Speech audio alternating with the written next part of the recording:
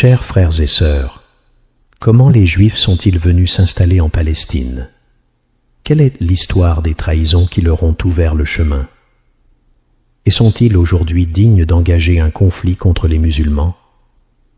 Avant la mission de Muhammad, paix et bénédiction sur lui, le site du mont Al-Aqsa existait déjà depuis 3000 ans avant Jésus-Christ. En raison de la sécheresse et de la famine, des tribus arabes quittèrent la péninsule arabique et remontèrent vers le nord. Elles s'établirent ensuite en Palestine. C'étaient les tribus de Yabou. Leur arrivée suscita le peuplement continu de la région. Certains groupes vinrent même des contrées du nord, depuis la Turquie et l'Europe. Lorsque Sulayman, paix sur lui, fit construire le temple, les enfants d'Israël fondèrent leur royaume. Ainsi, 721 ans avant Jésus-Christ, le temple fut achevé et la dynastie israélite prit son essor. Plus tard, 618 ans avant Jésus-Christ, Nabuchodonosor assiégea Jérusalem, détruisit le temple des enfants d'Israël et dispersa le peuple à travers les terres. Les savants de l'histoire, comme Ibn Kathir et d'autres, ont expliqué que cette défaite fut due à de graves manquements. Les enfants d'Israël avaient abandonné leur foi, sombré dans les délits et manqué de respect pour les rites sacrés. La Torah elle-même indique que le châtiment tomba parce qu'ils n'étaient pas dignes de garder cette terre bénie.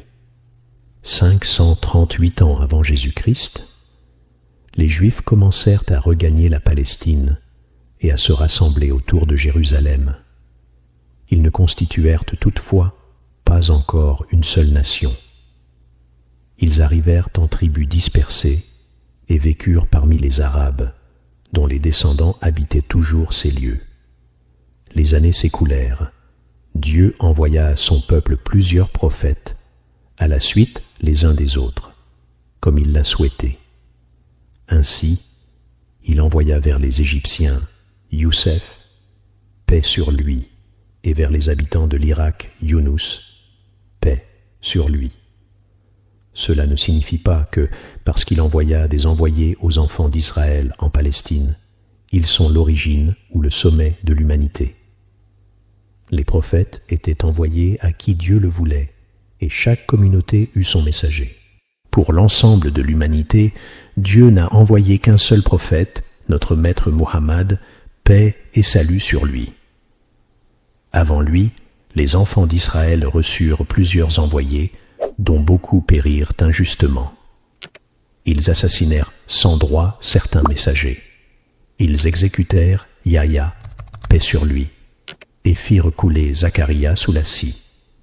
Ils se permirent même de défier ces envoyés sacrés, alors qu'au sein de leur communauté vivaient aussi des personnes pieuses, respectueuses du temple de Jérusalem et des enseignements prophétiques. Parmi eux, il y avait des cœurs purs. Par exemple, la mère de Mariam, paix sur elle, fit vœu, comme mentionné dans le livre sacré, que l'enfant qui grandirait en son sein serait entièrement consacré au service du sanctuaire. Ils offraient des promesses solennelles dès la vie fœtale. L'enfant naissait voué à adorer Dieu et à entretenir le mont Al-Aqsa.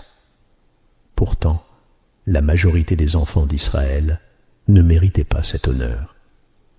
Ils agressèrent leurs prophètes et sombrèrent dans la corruption une seconde fois, après l'avoir déjà fait une première. Première corruption, Dieu les châtia par la conquête de Nabuchodonosor. Seconde corruption, 300 ou 400 ans plus tard, ils s'égarèrent de nouveau, perdant le souvenir de leur mission. Alors Dieu envoya Issa, paix sur lui. À l'ouverture de sa prédication, ils utilisèrent le mont Al-Aqsa comme marché pour l'intérêt usuraire et comme champ de loisirs pour les courses de pigeons. Dieu les avertit d'un second châtiment. Les autorités romaines, maîtresses de ces terres, se laissèrent gagner par leurs ruses. Elles capturèrent Issa et voulurent le crucifier. En vérité, ils ne le tuèrent pas, ni ne le crucifièrent, ce ne fut qu'une apparence, car Dieu l'éleva auprès de lui. Pendant qu'il était présumé mort, ce même lieu, que nous appelons aujourd'hui la mosquée Al-Aqsa, et que nommait Temple, resta un théâtre de profanation et de divertissement. Enfin, Dieu permit qu'un des rois romains, Titus, fût envoyé contre eux pour punir cette profanation et restaurer par la justice la pureté de cette terre bénie. En l'an 70 après Jésus-Christ, l'empereur Titus incendia Jérusalem et rasa le temple des enfants d'Israël. Voilà la seconde destruction infligée par Dieu à ce peuple, pour avoir corrompu la terre à 2 reprises. Quelque temps après Titus, l'empereur Hadrien vint en 135 après Jésus-Christ. Il a nivelé la surface du mont Al-Aqsa, détruit la mosquée et fait disparaître tous les repères sacrés. Les Juifs, sans la moindre préparation pour défendre ce lieu, ne comprirent même pas qu'ils étaient en guerre. Si tu scrutes l'histoire des enfants d'Israël, tu verras qu'ils sont comme Dieu les décrit dans son livre, excessivement attachés à la vie. Le plus important pour eux est de rester en vie, même au prix de la servitude, de l'humiliation et de la soumission totale. Or, un tel attachement à l'existence seul les rend incapables de tenir ferme sur le champ de bataille et de combattre vaillamment. Compare cela à certains de nos frères en Palestine, qui vendent leur âme pour Dieu et se jettent corps et âme contre l'ennemi, prêts à tout détruire et à tout sacrifier pour la gloire de Dieu. Dans l'Évangile, Issa, paix sur lui, a prévenu son peuple. Viendra un temps où l'on détruira ce temple, et il ne restera pierre sur pierre. Le Coran reprend ce même avertissement, afin qu'ils voient ce qu'ils ont élevé, puis qu'ils le réduisent en poussière. Telle était l'histoire du mont Al-Aqsa avant la mission de notre bien-aimé prophète, paix et bénédiction sur lui. Après sa venue, il témoigna toujours de la plus profonde vénération pour ce lieu. Il attirait sans cesse l'attention de ses compagnons vers cette mosquée sacrée. Dieu fit voyager son envoyé, paix sur lui, de la mosquée sacrée à la mosquée Al-Aqsa. Certains savants rapportent qu'il ne restait alors que le mur où il attacha Al-Bourak. D'autres disent qu'aucun vestige ne demeurait et que Dieu le fit apparaître exactement à l'emplacement ancien. Le prophète, paix et salut sur lui, enseigna: ne programmez pas un voyage pour visiter un autre lieu que ces 3 mosquées, la mosquée sacrée de la Mecque, la mosquée du prophète à Médine et la mosquée Al-Aqsa. Notre prophète, paix et salut sur lui, a dit: n'entreprenez pas de voyage pour visiter d'autres lieux de culte que ces 3-là. La mosquée sacrée, Al-Haram, cette mosquée-ci, et la mosquée Al-Aqsa. Par ces paroles, paix et salut sur lui, il a élevé Al-Aqsa au rang de 3e des 2, sanctifiant ainsi sa place unique. Selon l'imam Ahmad, d'après Maïmouna, qu'Allah soit satisfait d'elle, elle demanda au messager d'Allah: « Ô messager d'Allah, notre Seigneur nous éprouve au sujet de la terre sainte. Qu'est-ce que la terre sainte ?» Il répondit: « C'est la terre de la résurrection et du rassemblement. Allez-y, priez-y, car une prière là-bas équivaut à 1000 prières ailleurs. » Elle s'interrogea alors: « Et qu'en est-il de celui qui ne peut s'y rendre ?» Il dit: « Qu'il implore Dieu de le guider vers elle, ce sera comme s'il y avait prié. » Hadith authentique. D'après Ahmad et At-Tabarani, de Saïd ibn Thabit, le prophète s'exclama 3 fois: « Quel bonheur pour la Cham !» Interrogé, il expliqua: « Ce sont les anges du ciel qui déploient leurs ailes pour la couvrir. » Selon Al-Iz ibn Abd al-Salam, Dieu a chargé ses anges de veiller sur cette terre et de la protéger. Al-Bukhari rapporte que, lorsqu'il sentit la mort approcher, le prophète, paix sur lui, implora « Ô Seigneur, rapproche-moi de la terre sainte de la distance que l'on parcourt en lançant une pierre. » Il ajouta « Si j'en avais la chance, je voudrais qu'on m'enterre près du chemin, sous la butte rouge, à côté de ce lieu sacré. » La Cham est la demeure de la communauté victorieuse.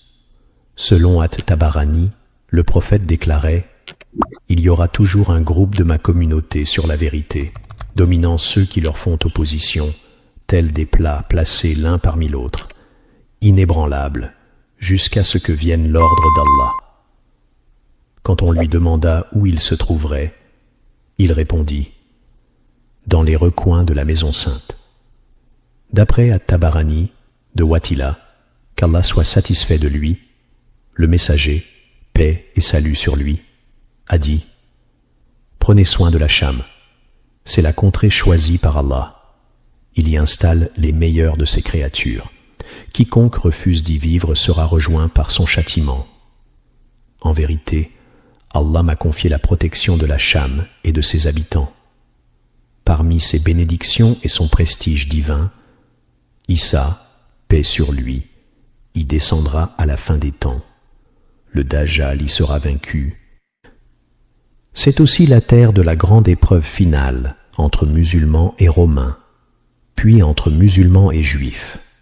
Selon l'imam Ahmad, d'après Abdullah ibn Umar, le prophète, paix et salut sur lui, a rapporté qu'au terme de la construction de la maison sainte par Sulayman, fils de Daoud, celui-ci formula 3 vœux qui firent de son règne un modèle de justice incomparable. Puis il annonça « Et viendra ce lieu de prière. Quiconque ne vient à cette maison que pour y prier verra ses péchés effacés comme au jour de sa naissance. » Le prophète, paix et salut sur lui, ajouta « Quant à la 2e vertu, il l'a déjà reçue. Et j'espère qu'il obtienne aussi la 3e. Par la bénédiction de cette mosquée et de ce lieu sacré, les compagnons investirent toujours à le visiter et à l'honorer. Lorsque Umar ibn Khattab, qu'Allah l'agrée, conquit la terre sainte, il ordonna à certains de ses frères « Ne retournez ni à la Médine ni à la Mecque. Installez-vous à Baytul Maqdis, en Palestine, à Jérusalem. » Ubada ibn as-Samit devint alors le premier juge de Palestine. Parmi ceux qui y prièrent et y vécurent, Abu Ubaïda al-Ansari, Safiya, mère des croyants, Mu'ad ibn Jabal, Abdullah ibn Umar, Khalid ibn Walid, Abu Dar al-Ghifari, Abu Darda, et bien d'autres encore. Ibn Umar, qu'Allah soit satisfait de lui, se souvenait du hadith de Sulayman. Quiconque vient à cette maison pour la seule prière en repart purifié de ses péchés. Après avoir prié, assoiffé, on lui proposa de l'eau. Il répondit « Par Allah, rien ici ne me ravit davantage que la prière. Je demeurerai assoiffé jusqu'à ce qu'on m'aide à sortir de la mosquée, puis je boirai. Je suis venu pour prier seul et rien d'autre. Ô vous, ô bien-aimés, tel est l'honneur de cette maison immense. Elle fut libérée des profanateurs et servit de point de ralliement pour la foi pure. Le regard du prophète, paix et bénédiction sur lui, se tourna vers Baytul Maqdis, encore souillé par l'idéologie chrétienne romaine. Tout comme il avait chassé le polythéisme de la Mecque pour y établir la foi, il souhaitait purifier Jérusalem de toute trace de mécréance et d'injustice. Lorsque son état fut stable à Médine, il rédigea des lettres destinées à Héraclius, l'invitant à embrasser l'islam. À défaut, il demandait qu'on accorde aux musulmans la liberté de se rendre à Baytul Maqdis pour en purifier le sol. Le prophète, paix et salut sur lui, envoya alors cette lettre grandiose au puissant Héraclius. Après cela, le prophète, paix et salut sur lui, dépêcha Haritha ibn Umayr, messager de l'envoyé d'Allah, vers Shahabil al-Ghassani, roi de Bosra en Cham. Les Ghassanides étaient un peuple arabe, certes chrétien établi en Syrie. Lorsque Shahrabil lut la lettre, il s'emporta, fit enchaîner Haritha et le fit exécuter. Or les messagers ne doivent jamais être tués. Ce fut le premier sang versé contre un envoyé du prophète, paix sur lui.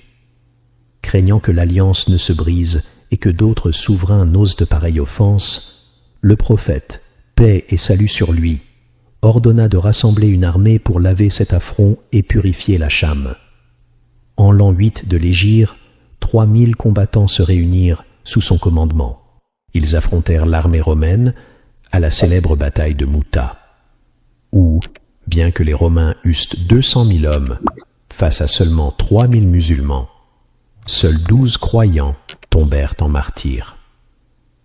Les Romains, en revanche, subirent une telle hécatombe que, selon un compagnon, 9 épées se brisèrent contre son bras, tant le fer heurtait les crânes ennemis, ne lui laissant qu'un unique fragment d'acier yéménite dans la main. Sans ce revers, les chrétiens d'Orient auraient poursuivi leur marche vers Médine. Mais effrayés par leur propre chute, ils se replièrent, creusant ainsi leur propre tombe.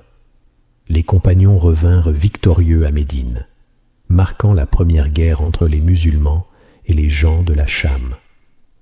1 an plus tard, le prophète, paix et salut sur lui, apprit que l'Empire romain préparait une vaste expédition pour envahir la péninsule arabique, avec une armée sans pareille.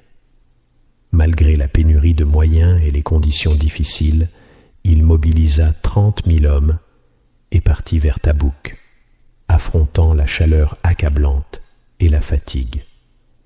À leur arrivée, les Romains se retirèrent sans combattre, conscients de la force que révélait déjà cet Oumar.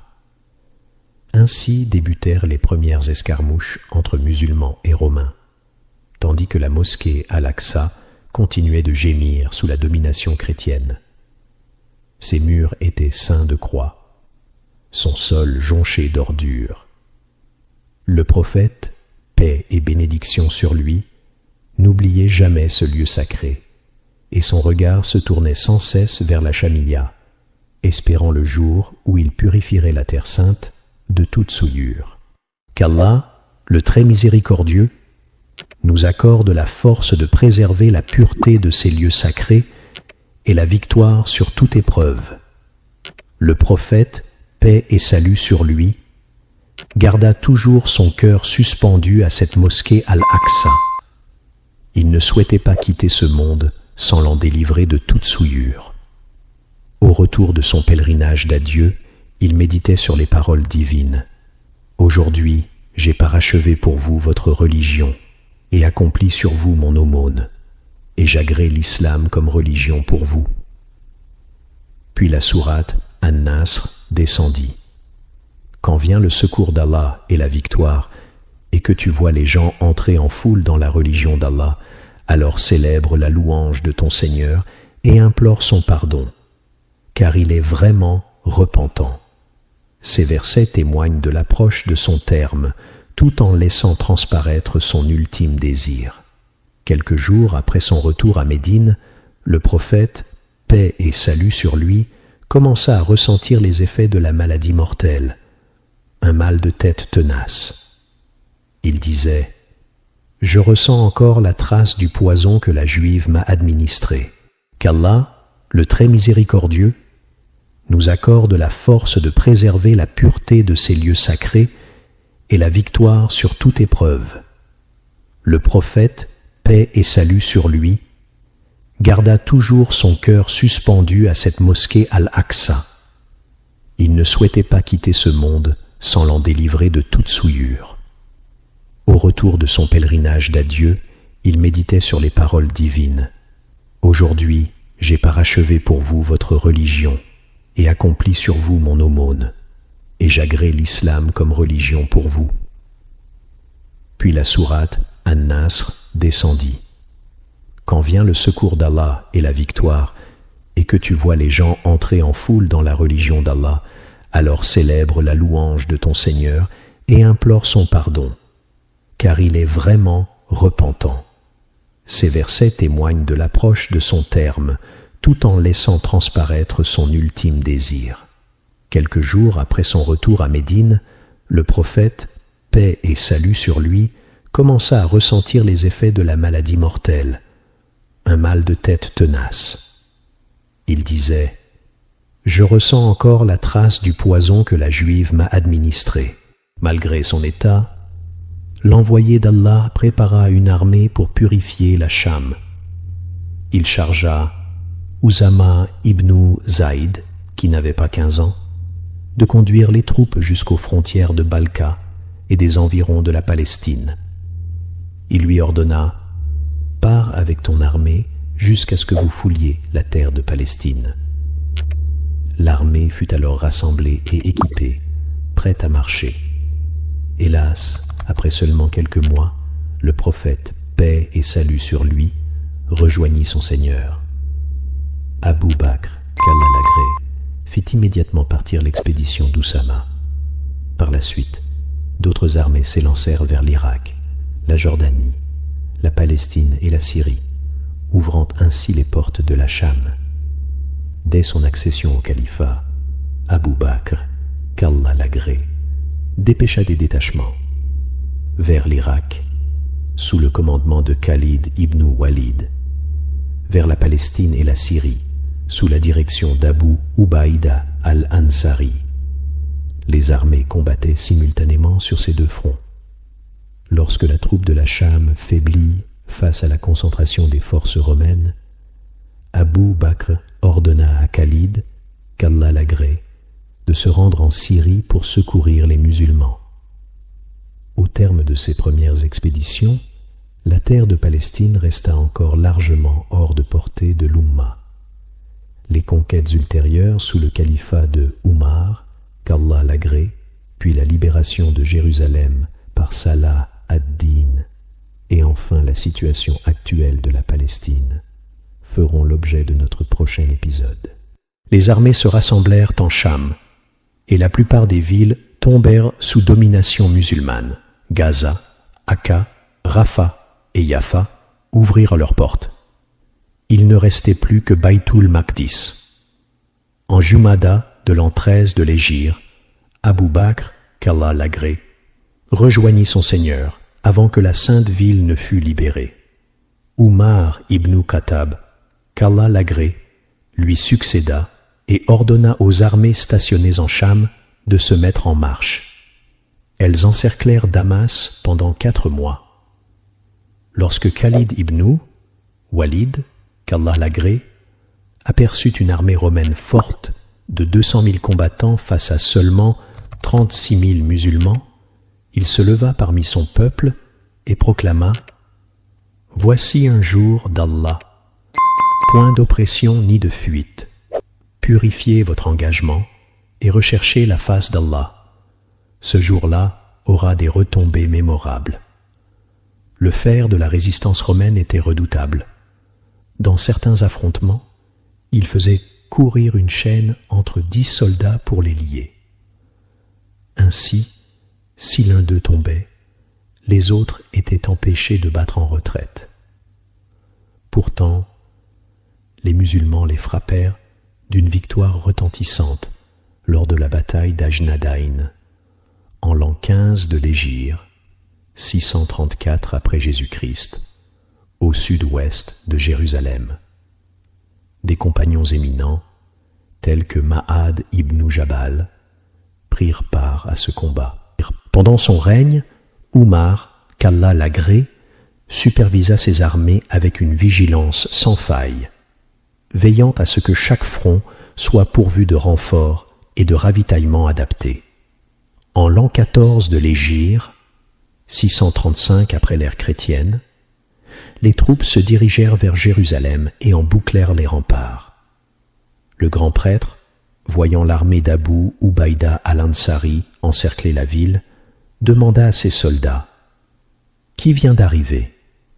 Ils répondirent « Une force imposante conduite par Abu Ubaïda et ses compagnons. » Puis, à l'apparition des troupes de Khalid, les musulmans jubilèrent. Les Romains, croyant voir le calife Oumar lui-même, s'interrogèrent. Ils consultèrent le grand prêtre qui déclara « Par la vérité de l'Évangile, si votre émir est parmi eux, votre perte est imminente. » Interpellé sur ce fondement, il expliqua « J'ai lu dans l'Évangile qu'un conquérant, dont le portrait ressemble à celui d'Oumar ibn Khattab, ouvrira Jérusalem. Mais quand ils comparèrent la description à Khalid, ils constatèrent qu'elle ne lui correspondait pas. Réalisant qu'ils faisaient face à de véritables héros, ils se resserrèrent dans le combat, déterminés à défendre leur cité. Les musulmans avaient coupé toutes les voies de ravitaillement, si bien que les Romains, acculés, n'avaient plus de subsistance. Ils envoyèrent alors des émissaires à Khalid, qu'Allah l'agrée, et à Abu Ubaïda, qu'ils informèrent « Nous sommes prêts à nous rendre, mais seulement devant un émir envoyé par Oumar ibn Khattab. » Abu Ubaïda transmit la requête au calife Oumar, qu'Allah l'agrée. Celui-ci se mit en route vers Ilia, Jérusalem, de la manière la plus simple qui soit. Il chevauchait un seul dromadaire, partageant la place avec son jeune compagnon en alternance. Sur un flanc, un sac de dattes, sur l'autre, un peu de farine de sawik, devant lui, un outre rempli d'eau. Derrière, un sac de ravitaillement. Ibn al-Jawzi rapporte qu'Oumar montait à tour de rôle avec son jeune serviteur, jusqu'à ce que la troupe romaine, massée sur les remparts, put contempler ce grand homme que même Chosroès et César redoutaient. À son arrivée, Abu Ubaïda s'approcha et lui dit « Ô commandeur des croyants, tu aurais pu venir autrement. Un meilleure monture, de plus beaux vêtements. » Oumar, tenant fermement la bride de son dromadaire d'une main et sa sandale de l'autre, répondit « Que dirais-tu si un autre que moi se tenait à ma place ?» Puis, d'une voix ferme, il déclara sa célèbre parole « Nous sommes un peuple qu'Allah a honoré par l'islam. Il ne nous a point rendus puissants par un véhicule, ni par une épée, ni par un statut, ni par un bien matériel, ni par une position sociale. L'honneur est dans l'islam. » Dès l'entrée d'Oumar dans Jérusalem, la cité s'ouvrit devant lui comme on ouvre les portes à un conquérant illustre. Il y rédigea alors la fameuse charte Omariya, garantissant la sécurité de leurs personnes, de leurs biens, de leurs églises et de leurs croix, l'interdiction de s'installer dans leurs églises, de les démolir ou de les profaner, la liberté de culte, adorez votre Seigneur comme vous l'entendez, une exemption de la zakat, réservée aux seuls musulmans. En revanche, la jizya serait prélevée conformément à leur statut de non-musulmans. Garde en mémoire ce pacte de tolérance et de protection, car bientôt nous évoquerons l'arrivée des chrétiens ultérieurement en Palestine et les épreuves endurées par les musulmans. Oumar, qu'Allah l'agrée, confirma la sécurité promise aux chrétiens. Ceux-ci, rassurés, regagnèrent leur foyer, déambulèrent dans les souks et circulèrent, petits et grands, en toute quiétude dans les rues d'Elia, Jérusalem. Le calife, le cœur chargé de vénération, scrutait chaque ruelle de Jérusalem en quête du lieu où l'envoyé d'Allah, paix et salut sur lui, avait été transporté lors de l'Isra, ce sanctuaire dont la prière valait 500 prières ordinaires. Il interrogea le patriarche, le grand prêtre, sur l'emplacement exact de cette grande mosquée. Où se trouve la mosquée Al-Aqsa que vous, les Juifs, révériez jadis? Mais le patriarche répondit qu'il l'ignorait. Umar le pressa, s'irrita, et entraîna cet ecclésiastique vers une décharge publique jonchée de débris et de vieux murs. C'est ici qu'elle se dressait. Devant la fosse aux immondices, Oumar ôta son manteau, l'étendit à même le sol, et à l'instar de ses compagnons, ramassa les ordures, pour rendre au lieu sa pureté première. Une fois la terre mise à nu, et les vestiges du mihrab révélés, il se tint debout et accomplit 2 unités de prière. Dans la première, il lut la sourate Sad. Dans la seconde, la sourate Al-Isra. Après la prière, Oumar ordonna d'édifier la mosquée. On utilisa d'abord le bois, permettant d'accueillir 3000 croyants. Les musulmans œuvrèrent avec ferveur pour que ce lieu redevint un espace de dévotion et non de profanation. Sous Abd al-Malik ibn Marwan, on rebâtit en pierre la mosquée Al-Aqsa et l'on érigea le dôme du rocher. Cet état de fait perdura jusqu'à l'avènement des Abbassides, puis des Fatimides. Lorsque les chiites fatimides prirent Jérusalem, ils se montrèrent moins attentifs à Al-Aqsa, car leur piété s'exerçait davantage autour des tombeaux et des sanctuaires funéraires. Aujourd'hui encore, si l'on visite leurs lieux de culte, on remarque qu'ils sacralisent beaucoup plus les sépulcres que la vaste mosquée d'Al-Aqsa. Tu verras que leurs cœurs sont bien plus attendris et tournés vers les tombes que vers les mihrabs des mosquées. Leur amour se dirige vers les défunts enterrés, qu'ils aient été pieux ou non, qu'ils fassent partie des nobles compagnons ou de la famille purifiée du prophète, que la paix et la bénédiction d'Allah soient sur lui, ou même d'autres. Leur cœur est plus attaché à ces tombes qu'aux mosquées. Si tu regardes aujourd'hui les tombes que les rafidas, chiites extrémistes, visitent, tu constateras qu'elles sont ornées, embellies, entretenues avec grand soin, et que l'on n'y dépense plus d'argent que pour les mosquées où le nom d'Allah est mentionné. Même dans la ville du prophète, que la paix et la bénédiction d'Allah soient sur lui, si tu observes leur état et leur humilité dans la mosquée du messager d'Allah, tu verras que cette humilité ne vaut rien en comparaison de celle qu'ils manifestent auprès des tombes qu'ils visitent et où ils invoquent les morts à la place d'Allah. Et si les pieux compagnons enterrés ou les membres de la famille du prophète, que la paix et la bénédiction d'Allah soient sur lui, savaient qu'on les adore en dehors d'Allah, qu'on les invoque pour ôter les malheurs, guérir les maladies ou accorder la subsistance, ils renieraient avec force cet acte, tout comme l'a fait Ali ibn Abi Talib, qu'Allah l'agrée, lorsque certains vinrent à lui en disant « Tu es Dieu, il n'y a de divinité que toi ». Ali, qu'Allah l'agrée, s'indigna, les gronda, les menaça de punition et ordonna qu'on creuse un fossé. Il y jeta du feu et menaça de les y brûler, si bien que beaucoup d'entre eux y tombèrent d'eux-mêmes. Ces gens de la maison du prophète, que la paix et la bénédiction d'Allah soient sur lui, ensevelis dans leur tombe, ne sont nullement satisfaits de ce que ces extrémistes font auprès de leur tombe. Le jour du jugement, ils désavoueront ces pratiques et diront « Ô notre Seigneur, nous ne leur avons jamais ordonné de nous adorer. » Lorsque les chiites fatimides prirent le pouvoir et gouvernèrent Jérusalem parmi d'autres terres musulmanes, ils négligèrent la mosquée Al-Aqsa.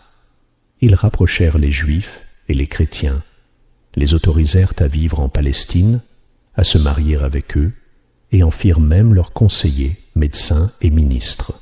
Ainsi, les Juifs et les chrétiens retrouvèrent peu à peu leur influence sur Jérusalem. Voyant cela, leur convoitise pour la ville s'accrut à nouveau. Cela se passa au tout début du 2e millénaire après Jésus, soit en l'an 1095 de l'ère chrétienne, correspondant à l'an 489 de l'Hégire. Les chrétiens croyaient que le Messie descendrait à cette époque pour gouverner le monde depuis Jérusalem. Ils commencèrent alors à préparer une grande expédition. Ils envoyèrent une armée dirigée par un homme nommé Raymond, démon. Et malgré la faiblesse de cette armée, elle ne comptait que 1500 cavaliers et environ 20 000 fantassins qui marchaient à pied, car ils ne possédaient pas assez de chevaux. Regarde donc la faiblesse de cette armée. Au total, cavaliers et fantassins réunis, n'atteignait même pas 22 000 hommes. Malgré cela, ils marchèrent vers Jérusalem et l'assiégèrent pendant 40 jours. Ses habitants se battirent avec bravoure pour la défendre, mais elle fut finalement prise par les croisés le vendredi 13 Chaban de l'an 492 de l'Hégire, ce qui correspond à l'an 1098 de l'ère chrétienne. Vous vous demandez peut-être, où était le gouverneur de la Palestine? Où était Iftikhar ad-Dawla? N'a-t-il pas préparé une armée? N'a-t-il pas essayé de s'organiser? N'a-t-il pas demandé l'aide des musulmans des autres régions? N'a-t-il pas appelé à la défense de cette terre bénie? Les gouverneurs chiites qui régnaient sur la Palestine, lorsqu'ils virent les croisés approcher, leur remirent de grandes sommes d'argent, non pas pour protéger Jérusalem, mais pour assurer leur propre fuite. Ce qui leur importait le plus, c'était de sauver leur vie, eux, leurs courtisans, leurs esclaves et leurs concubines. Et effectivement, après 5 siècles de domination musulmane, les chrétiens pénétrèrent à nouveau dans la ville. Dès leur entrée, ils furent pris d'une folie meurtrière, semant la terreur, la destruction et le carnage. Ils tuèrent les femmes, les enfants et les jeunes. Tout ce qui tombait entre leurs mains fut détruit. Ils envahirent la mosquée Al-Aqsa, y versèrent le sang, assassinant les fidèles, alors qu'ils étaient en train de faire leur prière, prosternés ou inclinés. Compare cela à ce qu'a fait Umar ibn al-Khattab, qu'Allah l'agrée, lorsqu'il entra dans Jérusalem. Il accorda la sécurité à tous, même aux soldats ennemis, et il n'a pas permis qu'un seul chrétien soit frappé, même pas une gifle. Mais ici, il tuait les croyants en prière, couchés ou prosternés. Raymond, le chef des croisés, marchait entre les corps des prieurs. Il déambulait au milieu d'eux pendant que les tyrans et gouverneurs corrompus avaient déjà abandonné la ville. Il marchait parmi ces monothéistes martyrs, s'arrêta au-dessus de leurs cadavres et regarda à gauche et à droite. Les historiens rapportent que les croisés massacrèrent environ 70 000 personnes. Certains disent 70 000, d'autres disent 70 000, 65 000. Ils pillèrent les richesses, violèrent les femmes, réduisirent les femmes en esclavage, abusèrent des jeunes garçons. Et les années passèrent sur les musulmans de Palestine, plongés dans les séquelles de ce drame. La majorité des musulmans furent tués ou dispersés. Et cette humiliation dura 91 années, jusqu'à ce que l'arrogance des croisés atteigne un sommet en Palestine. L'un de leurs chefs, Renaud de Châtillon, Arnaud, alla même jusqu'à penser envahir la Mecque et Médine. Il commença à préparer des armées et à élaborer des plans dans ce but. Comme on le dit, celui qui ne part pas en guerre sera envahi. Et Allah dit, combattez les polythéistes où que vous les trouviez. Combattez ceux des mécréants qui sont près de vous. Lorsque les musulmans se laissèrent aller dans les plaisirs et les bienfaits, ces croisés se mirent à penser à les envahir. Ils se dirent, hier ils nous ont attaqués, aujourd'hui c'est à notre tour. Cet homme, Renaud, avait vécu 91 ans à profiter des richesses de la Syrie, à manger, boire, jouir de ses plaisirs. Puis il s'est dit, pourquoi ne pas partir en guerre? Moi aussi je peux conquérir. Et il planifia l'attaque de la Mecque et de Médine. Mais alors, Allah donna la permission de la victoire à Salah ad-Din al-Ayyubi, Saladin, le roi victorieux, le sultan de l'islam. Il partit de Damas, purifia les villes côtières, jusqu'à arriver à Ascalon, avançant ensuite vers Baïtul Maqdis, Jérusalem. Puis soudain il s'arrêta. Il réfléchit.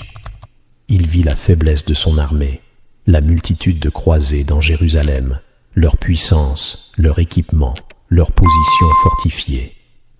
Cela faisait presque 1 siècle qu'il contrôlait Jérusalem. Et il se demanda: comment pourrais-je la libérer? Alors qu'il était dans ce dilemme, des musulmans prisonniers en Palestine apprirent de son arrivée. Parmi eux, un jeune captif originaire de Damas, enfermé dans Jérusalem, écrivit une lettre adressée à Saladin, au nom de la mosquée Al-Aqsa elle-même, dans laquelle il disait: « Ô roi qui a rabaissé les symboles de la croix, une plainte t'est parvenue depuis la noble mosquée. Toutes les mosquées ont été purifiées, et moi, malgré ma noblesse, je demeure souillé. » Lorsque Saladin lut cette lettre, il ne cessa de répéter en larmes: « Toutes les mosquées ont été purifiées, et moi, malgré ma noblesse, je demeure souillé. » Il fut saisi par la jalousie religieuse pour l'islam et se dirigea alors vers Jérusalem en l'an 583 de l'Hégire, soit 1187 de l'ère chrétienne. Il arriva à Jérusalem avec un petit nombre d'hommes, peu d'armes et des ressources limitées. Mais il ne s'appuyait pas sur la force terrestre, il s'attachait à la puissance céleste. Il installa les mangonneaux, catapultes, autour de la ville et combattit avec l'héroïsme des plus valeureux. La fameuse bataille de Hittan eut lieu. Ces soldats s'offraient en martyrs, portant leurs âmes dans leurs mains, comme Allah le dit. Allah a acheté aux croyants leurs personnes et leurs biens en échange du paradis. Ils combattent dans le sentier d'Allah. Ils tuent et se font tuer. Les troupes de la vérité ouvrirent les portes de Jérusalem, purifièrent la mosquée Al-Aqsa et en expulsèrent les porcs, les croisés. Ils ne craignirent personne. La supériorité numérique des croisés et la puissance de leur armement ne faisaient pas peur aux musulmans. Allah est avec les croyants et il repousse les mécréants. Combattez-les. Allah les punira par vos mains, les humiliera, vous donnera la victoire et guérira les cœurs des croyants. Jamais Allah ne donnera aux mécréants un pouvoir sur les croyants. Ce n'est pas vous qui les avez tués, c'est Allah. Ce n'est pas toi qui as lancé, c'est Allah qui a lancé. Si les musulmans d'aujourd'hui croyaient en Allah avec cette même certitude, s'ils revenaient à l'unité, s'ils purifiaient leurs intentions pour Allah, et si les dirigeants musulmans ne pensaient plus à leur confort, à leur argent ou à leur poste, mais seulement à faire triompher la religion d'Allah, alors ils recevraient les 2 grandes récompenses, la victoire ici-bas et le succès éternel dans l'au-delà. Mais les cœurs se sont affaiblis, la foi a diminué, chacun ne pense plus qu'à ses propres intérêts. C'est ce qu'ont fait les anciens dirigeants de la Palestine quand les Fatimides chiites étaient au pouvoir. Ils disaient « Sauvez-nous et faites ce que vous voulez ». Chacun voulait seulement sa sécurité, sans penser à la souffrance des autres, à ceux qui avaient faim, soif ou tombaient malades. Aujourd'hui, si les musulmans laissaient de côté ces conflits internes et s'unissaient sincèrement, pas seulement les gouvernants, mais aussi les groupes islamiques, qui malheureusement s'affrontent entre eux. Comme Allah l'a dit, ou bien il vous divisera en groupes et vous fera goûter l'hostilité les uns des autres. Le prophète, que la paix et la bénédiction d'Allah soient sur lui, a dit que le diable a perdu espoir d'être adoré dans la péninsule arabe, mais il continue à semer la haine entre les musulmans. Quand ces divisions sont arrivées, les intentions se sont corrompues, les groupes se sont opposés, parfois avec les armes, même si leur objectif est le même. Certains savants écrivent des livres contre d'autres prédicateurs, au lieu de se concentrer sur les ennemis réels. Si les musulmans s'unissaient vraiment avec des cœurs sincères et une foi solide, alors la victoire d'Allah arriverait sûrement. Car Allah est avec le groupe uni, et il donne la victoire à qui il veut. Après la victoire de Salahuddin, la Palestine fut gouvernée par les Mamelouks, puis passa sous la domination des Ottomans en Turquie. Ainsi, Jérusalem fut entre les mains des musulmans.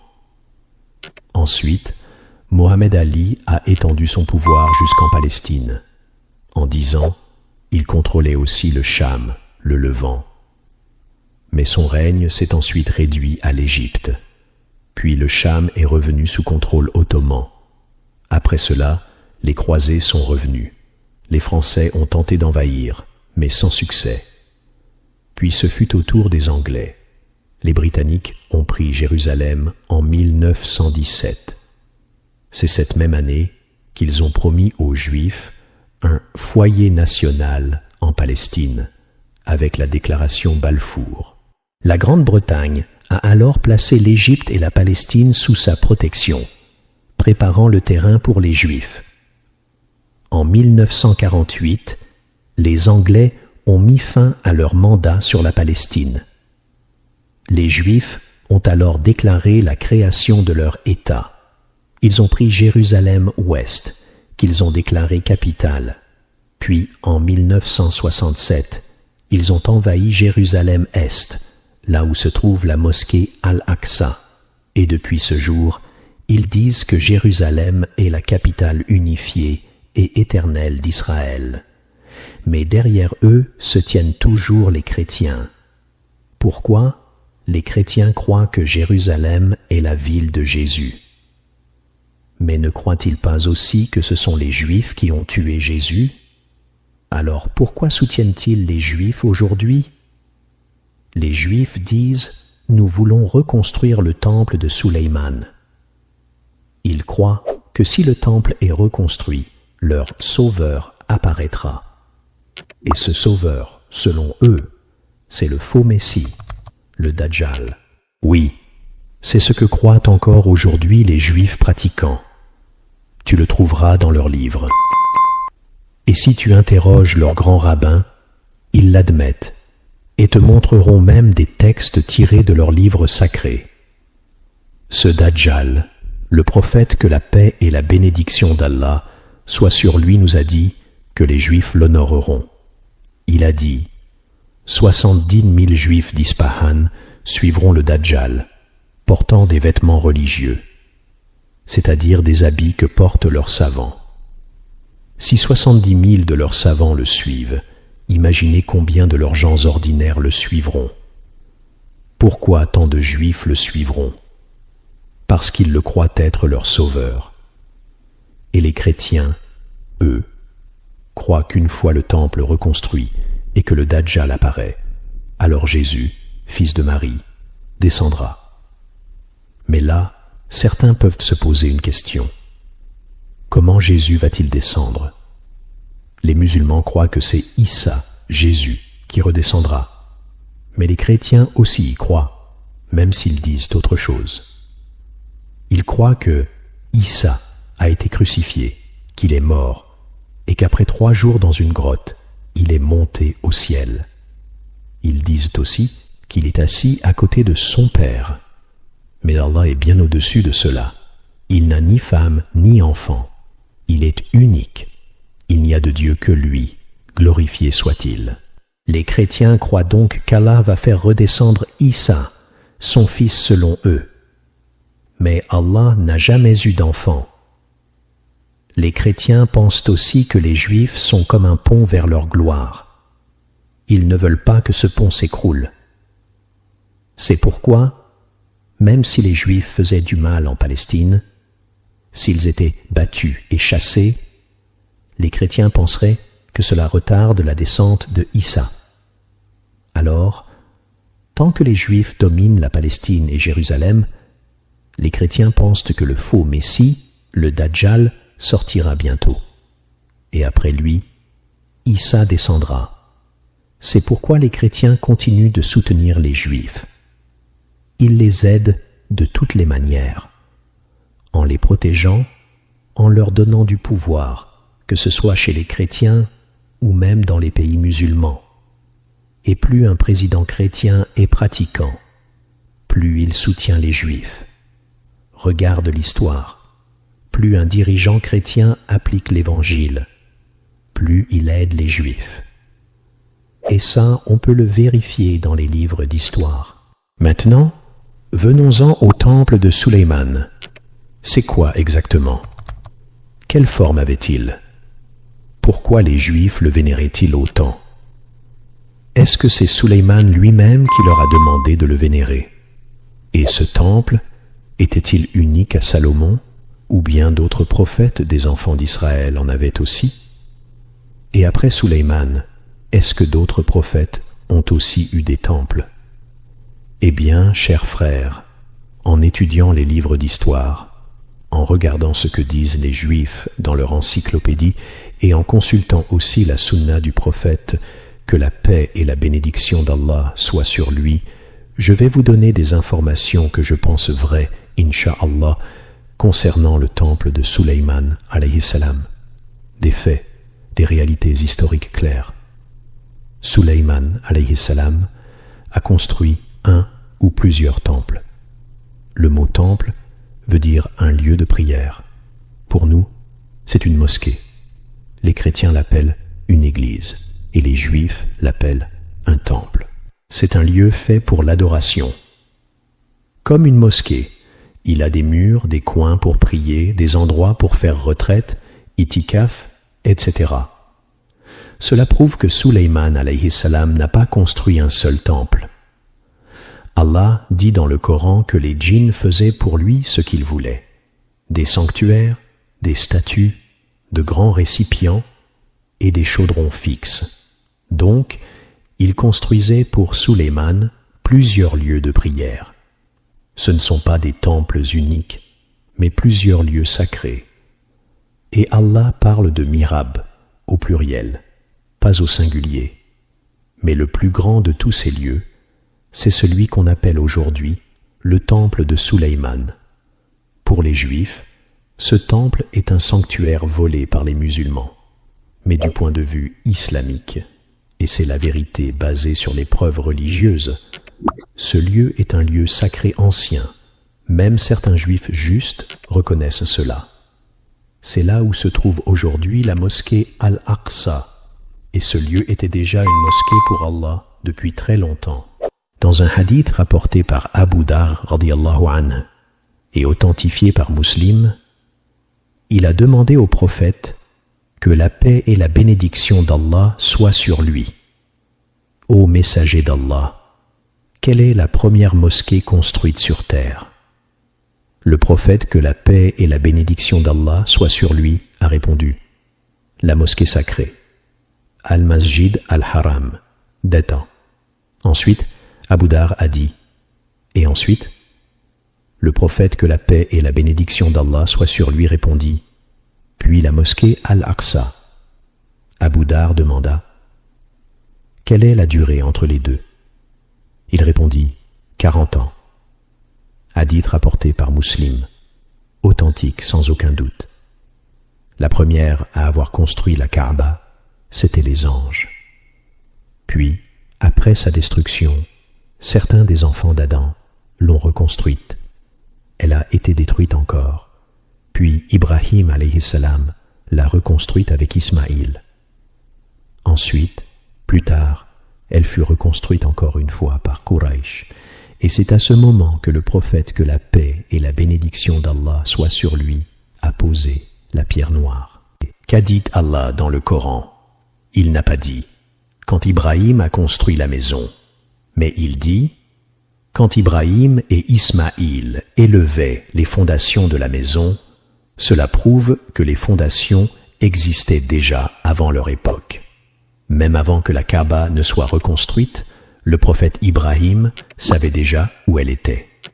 Quand il a laissé sa femme Hajar et leur fils Ismaïl dans le désert, il a dit « Seigneur, j'ai installé ma famille dans une vallée sans culture, près de ta maison sacrée. » Mais à ce moment, il n'y avait aucune construction. La maison était invisible, car détruite. Mais il savait que cet endroit était l'emplacement sacré de la maison d'Allah. Plus tard, quand Ismaïl a grandi, Allah a ordonné à Ibrahim de reconstruire la maison C'est là que vient le verset. Et quand Ibrahim éleva les fondations de la maison, ainsi qu'Ismaïl. Donc, la Kaaba existait bien avant Ibrahim. Elle a été construite au départ par les anges. Entre Ibrahim et Suleyman, il y a environ 963 ans, presque 1000 ans d'écart. Même les Juifs reconnaissent que Suleyman est venu bien après Ibrahim. Quand Ibrahim a reconstruit la Kaaba, il a simplement rebâti ce que les anges avaient déjà construit. Le prophète, que la paix et la bénédiction d'Allah soient sur lui, a dit « Le premier lieu de prière construit sur terre est la mosquée sacrée. » Puis, 40 ans après, fut construit Al-Aqsa. Certains disent que ce sont aussi les anges qui ont construit Al-Aqsa à ce moment. Donc, la mosquée Al-Aqsa existait bien avant Suleyman alayhi salam. Elle ne repose pas sur les ruines de son temple. Elle existait des siècles avant lui. Et il faut ajouter que cette mosquée fut détruite plusieurs fois, et que le dernier à l'avoir reconstruite, c'est bien Suleyman, comme on le verra plus loin. Le prophète, que la paix et la bénédiction d'Allah soient sur lui, a confirmé que Suleyman alayhi salam a reconstruit Al-Aqsa comme une mosquée, pas comme un lieu pour pratiquer autre chose que l'islam, ni pour faire du polythéisme ou s'éloigner du droit chemin.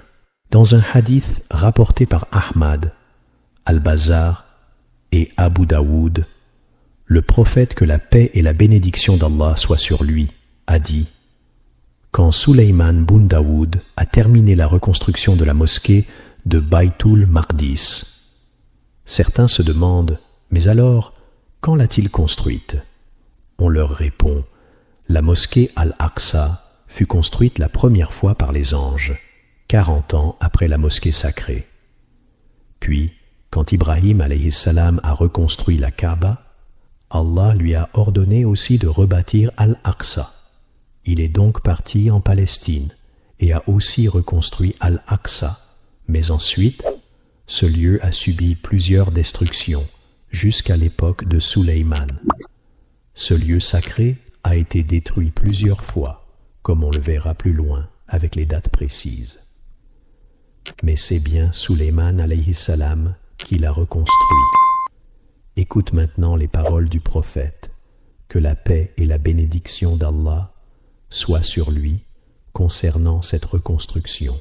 Dans un hadith rapporté par Ahmad, Abu Daoud et Al-Bazar, le prophète, que la paix et la bénédiction d'Allah soient sur lui, a dit « Lorsque Suleyman bun Daoud termina la construction de la mosquée de Baytul Maqdis, il demanda à Allah 3 choses. 1. La sagesse dans ses jugements. 2. Un royaume que personne n'aura après lui. 3. Et que quiconque viendra prier dans cette mosquée, avec une intention sincère, soit pardonné de tous ses péchés, comme au jour de sa naissance. » Le prophète, que la paix et la bénédiction d'Allah soient sur lui, a alors dit « Les 2 premières lui ont été accordées. Quant à la 3e, j'espère qu'elle lui a aussi été accordée. » C'est donc une preuve forte que prier à Al-Aqsa efface les péchés, à condition d'y venir uniquement pour Allah. Maintenant, voyons ce que les Juifs croient à propos de ce lieu. Pour eux, ce qu'ils appellent le temple est en hébreu Beit Hamikdash, c'est-à-dire la maison sainte ou la grande maison. Ils l'appellent aussi Haikal, un autre nom du temple, et parfois même Yahvé, c'est-à-dire la maison de Dieu, selon eux. Dans leur Bible, dans le livre des Rois, chapitre 8, ils affirment que ce temple était une maison dédiée à leur divinité, et qu'il servait à faire des rituels, des sacrifices et autres pratiques religieuses. Ils disent que Suleyman a construit ce temple sur le mont Moria, qui est en réalité le lieu où se trouve aujourd'hui la mosquée Al-Aqsa et le dôme du rocher. Mais eux l'appellent le mont du temple, car ils prétendent que leur temple était bâti là. L'histoire de la construction du temple, selon eux, se trouve dans le livre des Rois et le livre des Chroniques, dans la Torah et dans les Évangiles. Mais attention, le temple a été détruit plusieurs fois, même après la construction de Sulayman. Et ici, on parle après Sulayman, pas avant. Avant lui, on a déjà dit qu'Ibrahim l'avait reconstruit, puis Yacoub alayhi salam aussi, mais le lieu fut de nouveau détruit. Pourquoi ? Parce que la Palestine a connu plusieurs conquêtes. Les Romains, les chrétiens, les Juifs s'y sont succédés, et chacun attaquait les lieux de culte des autres. Après la construction par Sulayman alayhi salam, le temple, qu'ils appellent Haïkal, ou le Haïkal, a été détruit en 586 avant Jésus-Christ, par Nebuchadnezzar, le roi babylonien. Il resta détruit pendant 60 ans, jusqu'à sa reconstruction en 520 avant Jésus-Christ, par un homme nommé Zorobabel. Mais il fut détruit une seconde fois, en 70 après Jésus-Christ, par le commandant romain Titus. Aujourd'hui encore, les Juifs appellent à reconstruire ce temple. Ce serait la 3e fois. Mais attention à ce que signifie reconstruire le temple. Certains pensent qu'ils cherchent une chaise ou un vieux bout de bois où Sulayman se serait assis. Non, quand ils disent « temple », ils parlent d'un grand bâtiment, comme une mosquée, avec des murs énormes. D'après certaines encyclopédies, les murs du temple faisaient environ 30 mètres sur 30 mètres, et dans d'autres versions 20 mètres sur 10 mètres. C'était immense, comme un vrai lieu de culte. Donc, quand ils disent « on cherche les traces du temple », en réalité il ne reste plus rien. Ce ne sont que des pierres effondrées, certaines détruites, d'autres usées par le temps. Mais malgré tout, les Juifs vénèrent cet endroit et ont un seul but, détruire totalement la mosquée Al-Aqsa pour y reconstruire leur temple, qu'ils appellent le temple de Sulayman. Ils veulent y construire un nouveau lieu de prière, qu'ils nomment aussi mosquée ou oratoire de Sulayman. C'est ça qu'ils veulent dire par temple. Un écrivain juif, Will Durant, dans son livre « L'histoire de la civilisation », dit que la construction du temple fut l'un des plus grands événements de l'histoire juive. Il explique que ce temple n'était pas seulement la maison de leur Dieu, mais aussi le centre spirituel du peuple juif. Pour eux, ce lieu est au cœur de Jérusalem, et Jérusalem serait le centre du monde. Ils disent même que le temple est le plus grand trésor de leur Dieu, et que pour eux, il est plus précieux que les cieux et la terre. Et ils prétendent que Dieu aurait créé le temple avec ses 2 mains, alors qu'il a créé les cieux d'un seul mot. Quand le temple a été détruit par le romain Titus en 70 après Jésus-Christ. Les Juifs n'ont pas pu le reconstruire, et cela reste le cas jusqu'à aujourd'hui. Leurs dirigeants, comme Ben Gurion, qui fut le premier ministre de l'État d'Israël, ont déclaré « Il n'y a pas de sens à Israël sans Jérusalem, et il n'y a pas de valeur à Jérusalem sans le temple. » Mes chers frères et sœurs, merci d'être restés jusqu'à la fin de cette vidéo. Qu'Allah vous récompense pour votre patience et votre soif de savoir. Inch'Allah, nous continuerons la suite de cette histoire passionnante dans un prochain épisode.